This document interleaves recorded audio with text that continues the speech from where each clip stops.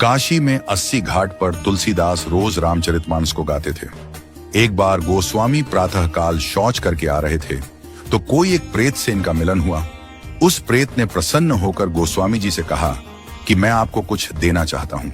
गोस्वामी जी बोले, भैया हमारे मन में तो केवल एक ही चाह है कि ठाकुर जी का दर्शन हमें हो जाए।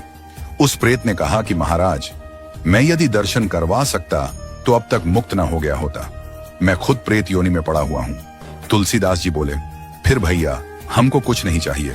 तो उस प्रेत ने कहा, सुनिए महाराज, मैं आपको दर्शन तो नहीं करवा सकता, लेकिन दर्शन कैसे होंगे उसका रास्ता बता सकता हूं। तुलसीदास जी बोले कि बताइए। प्रेत बोला, आप जहां कथा कहते हैं बहुत सारे भक्त सुनने आते हैं। अब आपको तो मालूम नहीं, लेकिन मैं जानता हूं आपकी कथा में रोज हनुमान जी भी सुनने आते हैं। सबसे पीछे कंबल ओढ़कर एक दीनहीन कोढ़ी स्वरूप में जो व्यक्ति बैठता है और जहां लोग चप्पल उतारते हैं वहीं बैठते हैं।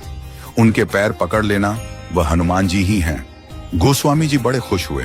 आज जब कथा हुई तो गोस्वामी जी की नजर उसी व्यक्ति पर थी और जैसे ही वह आया और बैठा तो गोस्वामी जी दौड़ पड़े और जाकर चरणों में गिर गए। गोस्वामी जी बोले, महाराज आप सबसे छुप सकते हो, मुझसे नहीं। अब आपके चरण तब तक नहीं छोड़ूंगा जब तक राम से नहीं मिलवाओगे। ये कहा तो हनुमान जी दिव्य स्वरूप में प्रकट हो गए। तुलसीदास जी बोले, कृपा करके राम से मिलवा दो, अब और कोई अभिलाषा नहीं है। हनुमान जी बोले कि आपको राम जी जरूर मिलेंगे, लेकिन आपको चित्रकूट चलना होगा। गोस्वामी जी चित्रकूट गए, मंदाकिनी में स्नान किया, कामदगिरी की परिक्रमा की। खोज रहे हैं कि प्रभु कहां मिलेंगे। सामने से दो राजकुमार घोड़े पर आए, एक गौर वर्ण और एक श्याम वर्ण। उन्होंने रास्ता पूछा तो तुलसीदास जी ने बताया और वो चले गए। फिर हनुमान जी प्रकट हुए और बोले, अभी जो राजकुमार घोड़े पर थे वही तो राम और लक्ष्मण थे। आपसे ही तो रास्ता पूछा और आपने नहीं पहचाना। ये चूक हम सब करते हैं।